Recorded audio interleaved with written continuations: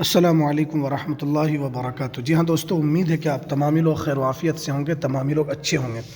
जी हाँ दोस्तों, BPSC TR 3.0 शिक्षक भर्ती एक बड़ी ख़बर आ रही है। एक बहुत ही अहम अपडेट है कि क्या एज लिमिट के अंदर 10 साल की छूट दी गई है और क्या फॉर्म की जो तिथि है वो आगे बढ़ेगी। आप जानते हैं कि 23 तारीख तक बिना लेट शुल्क के आप फॉर्म भर सकते हैं और 25 तारीख तक आपको लेट फीस के साथ आप इस फॉर्म को भर सकते हैं। क्या 5 अटेम्प्ट और सीटेट अपीयरिंग वाले को मौका मिलेगा?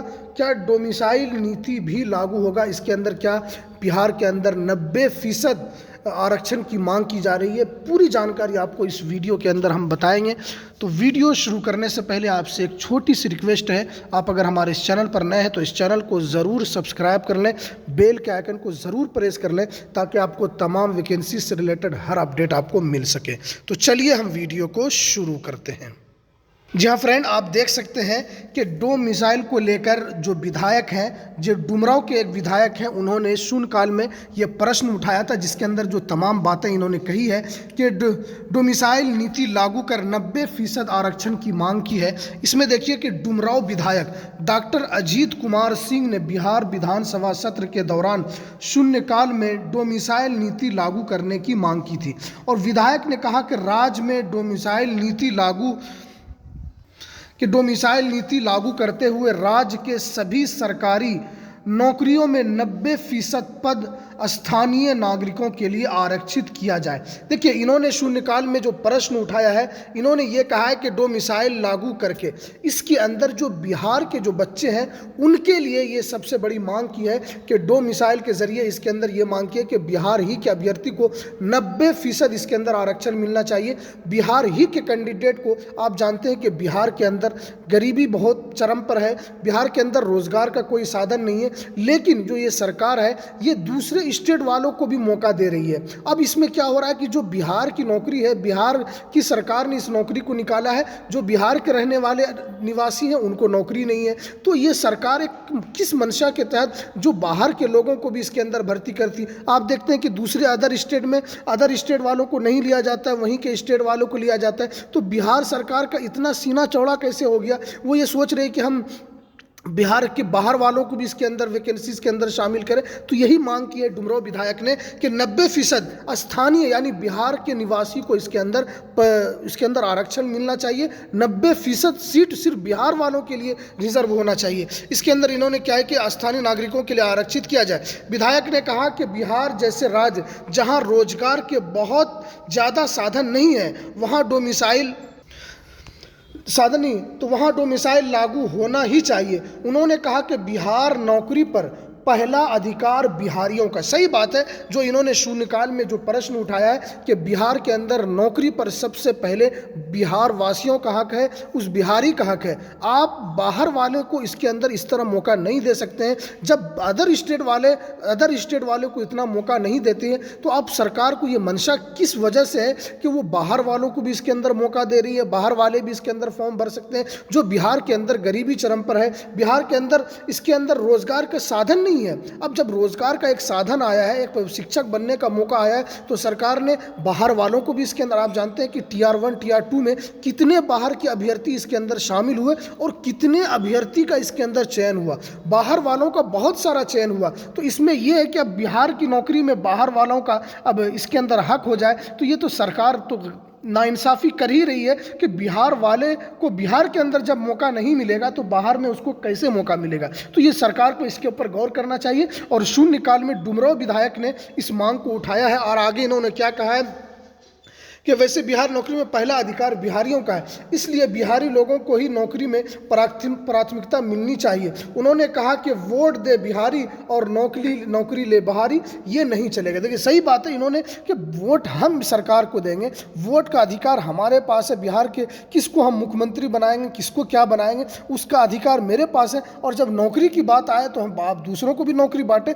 ये सही इन्होंने शून्यकाल में जो प्रश्न उठाया है, ये सरकार के मंशे पर उन्होंने सवाल उठाया उठाया कि सरकार क्या सोचती है कि इसके अंदर बिहार में वोट हम दें और नौकरी कहीं बाहर का आदमी ले। अब Tier 1 Tier 2 के अंदर भी आपने देखा कि कितने बाहर के लोगों की इसके अंदर नौकरी हुई थी। तो इन्होंने यही सब मांग उठाई है।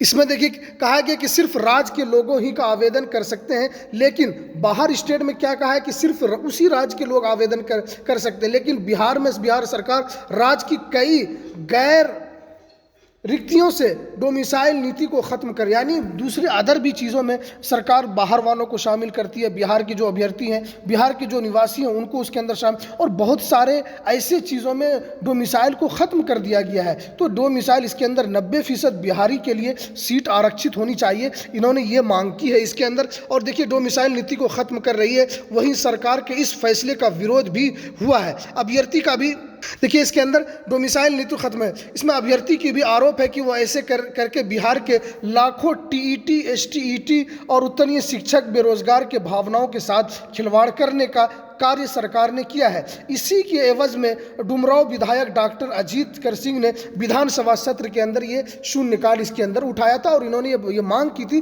कि 90% सिर्फ बिहार के निवासियों के लिए ये आरक्षित सीट होनी चाहिए। तो आप भी हमें कमेंट के अंदर बताएं कि क्या ये जो डुमरांव विधायक ने जो इस मांग को शून्यकाल के अंदर विधानसभा के अंदर उठाया है, ये इनकी मांग सही है या नहीं है। अब देखिए इसके अंदर अब हम बात लेते हैं कि इसके अंदर एज लिमिट की। तो देखिए अब तक एज लिमिट में अभी तक शिक्षा विभाग की तरफ या इसके बीपीएससी की तरफ से अभी तक कोई ऑफिशियल नोटिफिकेशन जारी नहीं किया गया है। मैंने कल की वीडियो में बताया था कि क्या हो सकता है कि 5 साल की छूट मिलेगी, लेकिन अब लोग मांग कर रहे हैं कि 10 साल की भी छूट होनी चाहिए। ये मांग कर रहे अभ्यर्थी अपनी इस मांग को लेकर परेशान है। और 5 अटेम्प्ट का अब मैंने आपको बताया था कि ये एक कन्फर्म हुआ है, लेकिन अभी तक इसका ऑफिशियल नोटिफिकेशन जारी नहीं किया गया है। जैसे कि आप जानते हैं कि नियोजित शिक्षकों के लिए जब उनको 3 बार मौका मिला था, उन्होंने सरकार के खिलाफ प्रदर्शन किया, सरकार के खिलाफ अपने आक्रोश जताया, तो सरकार की तरफ से उन्हें 5 मौका दिया गया। तो ये उनके लिए एक गुड न्यूज़ थी। लेकिन बीपीएससी शिक्षक अभ्यर्थी जो है उनके लिए एक अभी अच्छी खबर नहीं है कि 5 अटेम्प्ट का उनको मौका मिलेगा या नहीं मिलेगा। लेकिन कहा जा रहा है कि इसके ऊपर फैसला हुआ है, लेकिन आदमी कैसे यकीन कर ले कि फैसला अंदर में क्या हुआ नहीं हुआ। हो सकता है कि 5 अटेम्प्ट का मौका न मिले, सिर्फ 3 ही अटेम्प्ट आपको जो दिया गया है, और बहुत से लोगों का 2 अटेम्प्ट खत्म हो चुका है, वो तीसरे बार में है। अब वो ये सोच रहे हैं कि अब इस मर्तबा भी होगा या नहीं होगा, अगर नहीं होगा तो फिर हम शिक्षक बन नहीं पाएंगे। और अभी तक किस सब्जेक्ट के अंदर कितनी वैकेंसीज हैं वो भी अभी बताया नहीं गया कि साइंस में कितने हैं, उर्दू में कितने हैं, और अलग अलग सब्जेक्ट में कितनी बहाली है। ये तो बताया गया कि 1 to 5 में इतना है, 6 to 8 में इतना है, 9 10 में इतना है, 11 12 में इतना, लेकिन सब्जेक्ट वार अभी तक कोई भी इसके अंदर रोस्टर जारी नहीं किया गया है कि इसके अंदर बताया कि किस सब्जेक्ट के अंदर कितनी सीट है।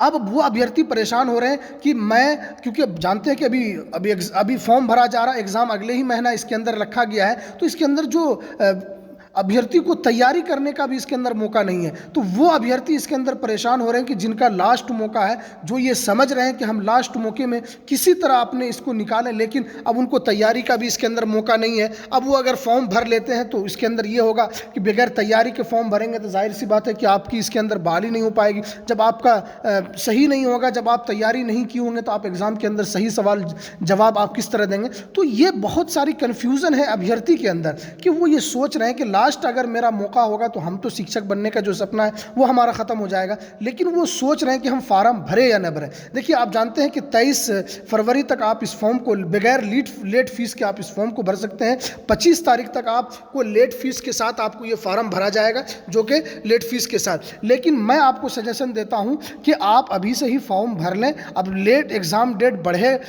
आपका जो फॉर्म का डेट बढ़ेगा या नहीं बढ़ेगा ये तो अभी नहीं कहा जा सकता है, लेकिन अब जानते हैं कि आज 21 तारीख हो गया। आप लास्ट तक आप अगर इंतज़ार करते हैं तो हो सकता है कि इसके अंदर सर्वर का भी प्रॉब्लम होगा, आप फॉर्म नहीं भर पाएंगे। तो इसलिए आप अभी भर लें।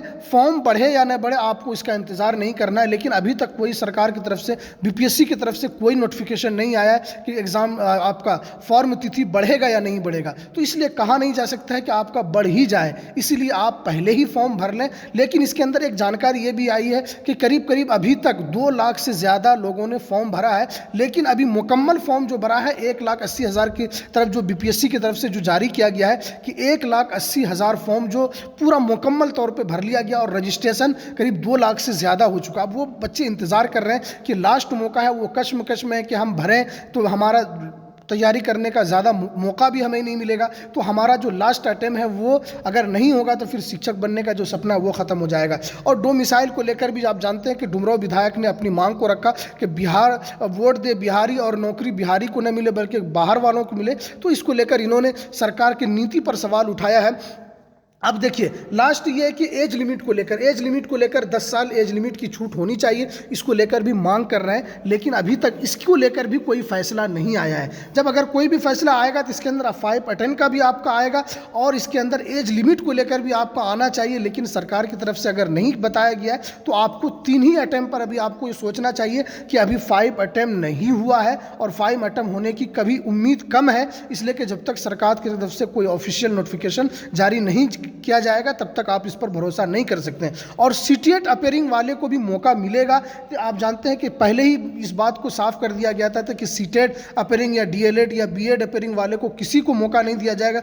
आपका मुकम्मल होना चाहिए, आपका मतलब साल मुकम्मल होना चाहिए। इसके अपेयरिंग वाले को किसी तरह का कोई मौका बीपीएससी की तरफ से साफ कर दिया। बहुत सारे लोग मांग कर रहे हैं कि सीटेट अपेयरिंग वाले को मौका मिलना चाहिए, लेकिन पहले ही बीपीएससी की तरफ से ये तमाम चीज़ें साफ कर दिया गया है कि आपको इस तरह का मौका नहीं मिलेगा। और इसके अंदर सप्लीमेंट्री रिजल्ट को लेकर भी वो बहुत लोग मांग कर रहे हैं कि इसमें भी सप्लीमेंट्री रिजल्ट होना चाहिए, लेकिन आप जानते हैं कि बीपीएससी की तरफ से ये भी साफ साफ कह दिया गया कि आपका कोई भी सप्लीमेंट्री रिजल्ट आगे जारी नहीं किया जाए। तो बच्चों की बहुत सारी मांग है अभ्यर्थी का, और बहुत सारे मांग को लेकर वो कंफ्यूज हैं।